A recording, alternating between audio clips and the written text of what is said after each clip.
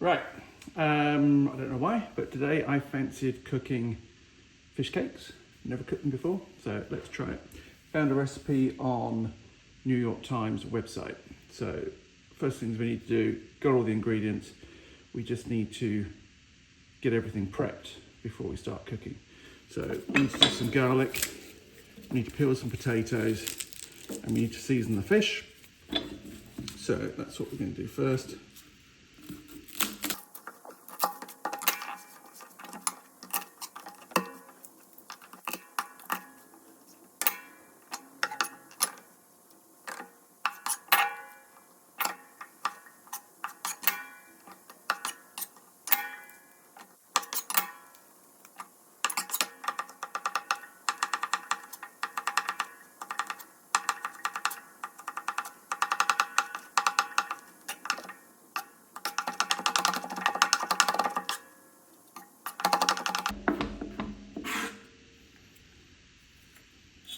Okay, that's the garlic done. It called for 2 cloves of garlic, but let's make it a little bit more garlicky. I put in, I don't know, 4 or 5 in there. Anyway, on to the potatoes. I think you probably know how to peel potatoes.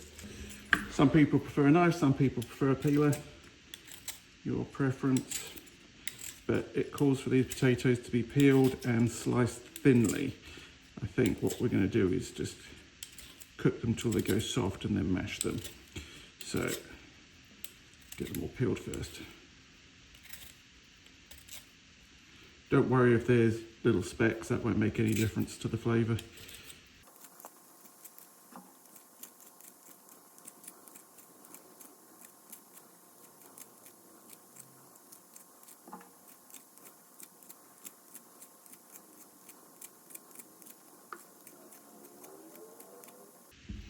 Okay, they're all finished. I'm going to give those a quick rinse before I slice them. Right, those potatoes are now washed. Let's give them a slice. I'm going to do them sort of 3mm thick. You'll find that when the potato gets to a certain size, it's safer just to turn it over and chop them the other way when you're going to mash them anyway. So I read the recipe a couple of times beforehand, so I know what this is going to be calling for later.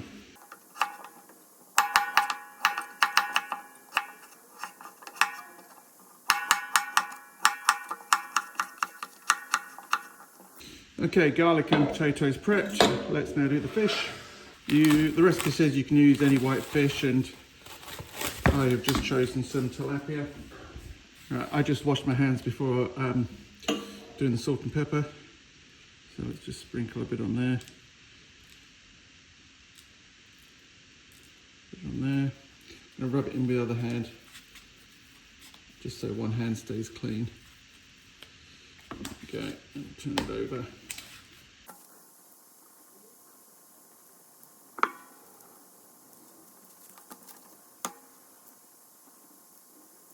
I always keep a pot of salt and pepper just so I can throw some liberally into dishes without having to measure it. So that's the seasoning put on the fish. Now I'm just going to start by cooking the garlic. I tend just to preload it, just put that's roughly 2 tablespoons, I would have thought. Now remember, we've got to wait for this oil to heat up. One way to see how hot it is to slosh it around in the pan to see how liberally it moves around. So this has still got a little bit ways to go. And when it's hot enough, I'm just going to turn it down just a little bit so we don't burn the garlic. Okay, I've just done my usual test of throwing a little bit of garlic in or a bit of onion in to see how hot the oil is. It's definitely hot enough now. So we're just going to turn that heat down a bit. There we go. And we will throw in the garlic.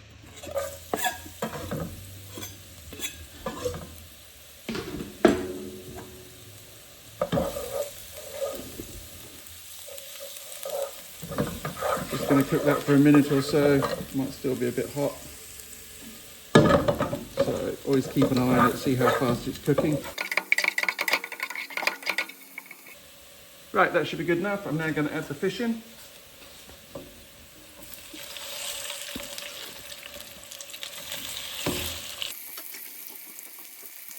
Let's cook it nicely for a minute on one side, then we'll flip it over.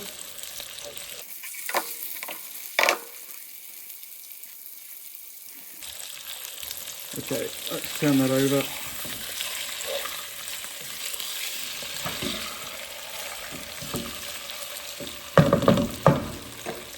Right, now we're going to add in 2 tablespoons of water. Not quite 2, there we go. And we also now need to add in 2 tablespoons of dry vermouth.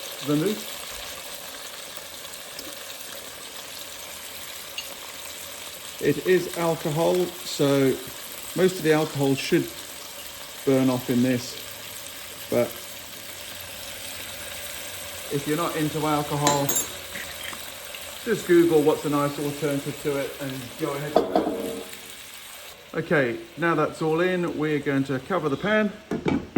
We're going to let that cook for 8 to 10 minutes until the fish is completely cooked. Okay, that should be done. Just going to turn the heat off for a second. Get rid of the garlic.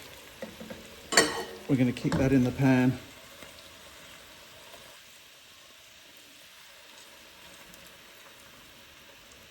So what we want to do now is take the fish out. It's going to be a bit flaky, but that's what we want. We'll set that aside. All right, just didn't want to burn that. So let's turn the heat back on. We're going to turn it up high.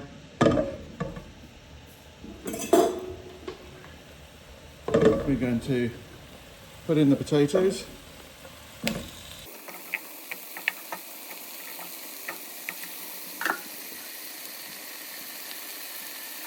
Right, now that's all in, we're going to add water, just enough so it covers the potatoes. Now that's done, we'll cover and we'll bring to the boil and cook those potatoes. Whilst the potatoes are cooking, let's get some other things prepared. So this is a Serrano chili.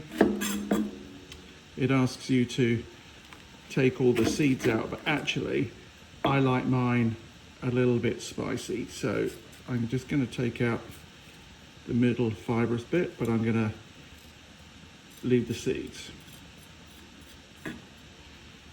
I want that little bit of spice in this. I think it will add just a little bit extra to the flavour. And then what we're going to do is I'm going to turn them over and I'm just going to slice them.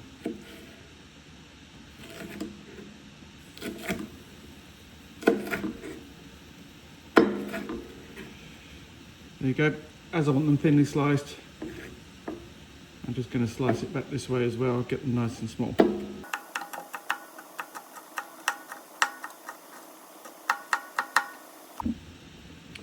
Right, that's the whole chili done. As with when handling any chili, be careful not to touch your eyes after you've been chopping it. Wear gloves if you want to while you're chopping it, or just wash them thoroughly afterwards. Next it wants roughly 2 tablespoons of cilantro. So I'm just going to liberally chop a whole load up and then ad-lib how much I want to go in depending on what the mixture looks like.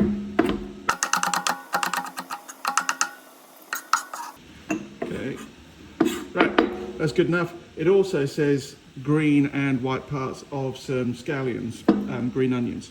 I've got some green onions left over from another dish I cooked, so I'm just going to reuse these. I know there's no green on them, but it'll have to do. And I'm going to peel the outer layer off because it's a little bit dry.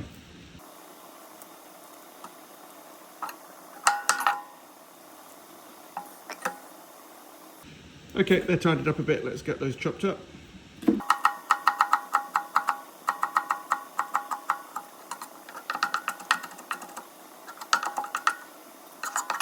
The potatoes are boiling away nicely. You just need to keep an eye on them. Keep putting a fork in there to make sure they go soft enough to mash. Got a couple of eggs. Just going to crack those into a bowl. Be careful when you crack them in. You don't want any bits going in there. If in doubt, crack it into another bowl and then remove all the debris before combining them.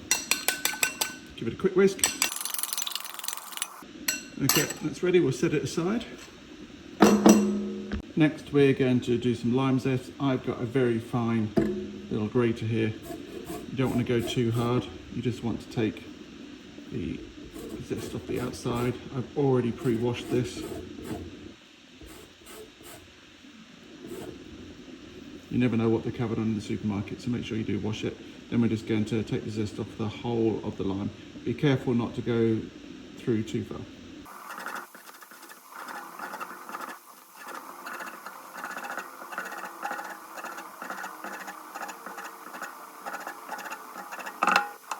Right, that should be enough. We're all done here with the lime and the cilantro and the scallion and the serrano pepper. All we need to do now is wait for the potatoes to finish boiling. One last thing to prepare. Here is my trusty basil plant. We're just going to finish stripping the leaves off this one. It's done 2 curries, it's done well. And now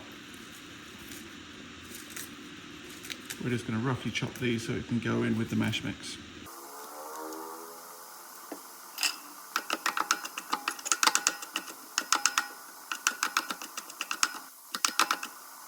Okay, that should be plenty. Just going to wait for those potatoes to finish cooking and then we'll mash the potatoes and combine all the ingredients. The potatoes are all finished and they're nice and soft now, so they'll be easy to mash.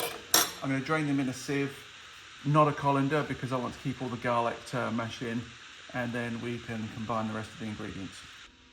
The next step is going to be mash the potato and add flaked fish. So when it comes to flaking the fish, when it's well cooked, you can just put a fork through it. You'll see here, you can see it's all just flaking away. Easy to do. Just make sure it's all apart, all the fillets.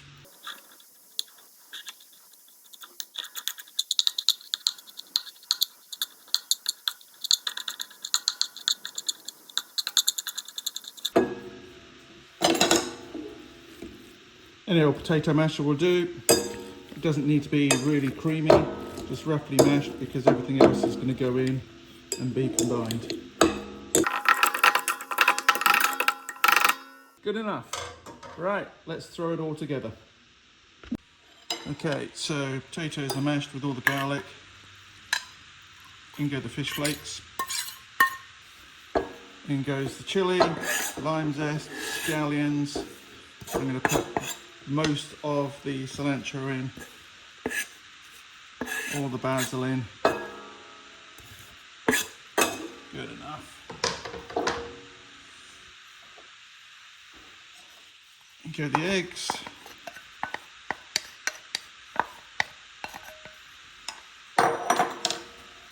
We are then going to want 1/3 cup of breadcrumbs.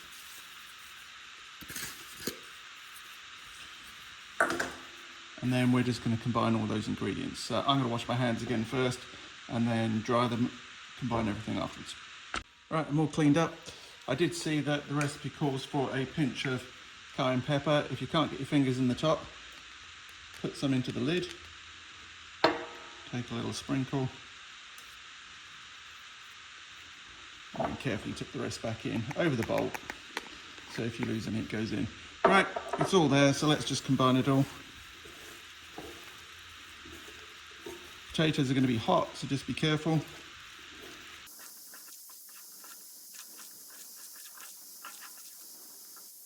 When it's all combined in the bowl, it actually looks fantastic. Just cover the bowl up. I'm going to use good old koala bears and then pop that in the fridge and leave it in there for like 3 hours just to let everything firm together. So with these fish cakes, I am going to do some asparagus. I'm also going to do a bit of salad. Don't feel that you have to make the salad from fresh. I actually just buy a pre-made bag of salads and just make it on the side. With asparagus, best way to do this is just to hold it in the middle and put some pressure on the bottom end of it, this end of it, and it should snap like that. And you can just do it in clumps at a time. You want to keep the bits from the top, not the bits from the bottom.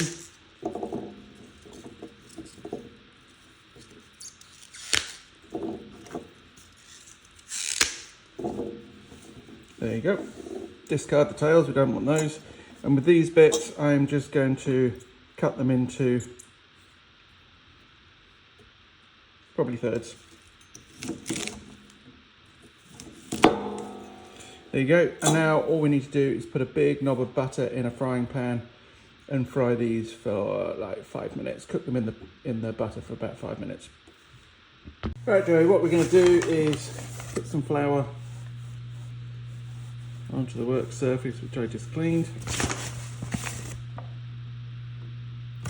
There we go. And I'm going to use this, which is just a little cutout that I normally poach eggs with. And we're going to get some fish cake and just put it in there. It says make it about 1/2 inch thick. That's definitely fatter than 1/2 inch, but we're just going to go ahead with that. And then what we're going to do is just lightly cover the fish cake with flour. And there you go, one fish cake. And I'm just going to carry on doing this with all the rest until all the food's gone, and then we're just going to cook them all.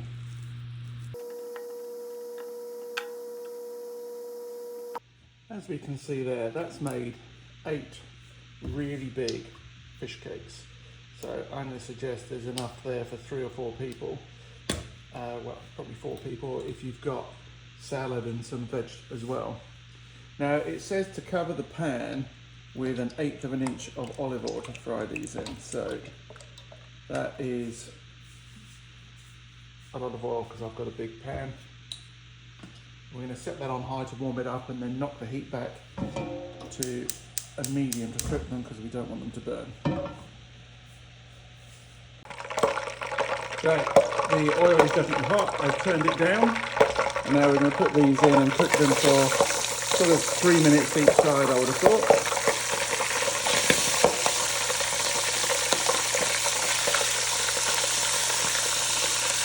I'm going to put 4 in a pan at once and do them in 2 batches. So I've transferred the fish cakes to a different burner just while I video this. So I've just put a nice big knob of butter in, and this is to cook the asparagus. So we're going to melt all that down and then throw the asparagus in. Okay, that's the butter melted now. We'll just throw the asparagus in, and we're just going to keep sloshing it around, coating it in the butter. Going to cook it for about 5 minutes. You want it firm, but you want it cooked. You don't want it soft. And there we have it, Joey. Fish cakes, asparagus, salad. Make that dish and send me some pictures so I can see what yours looks like.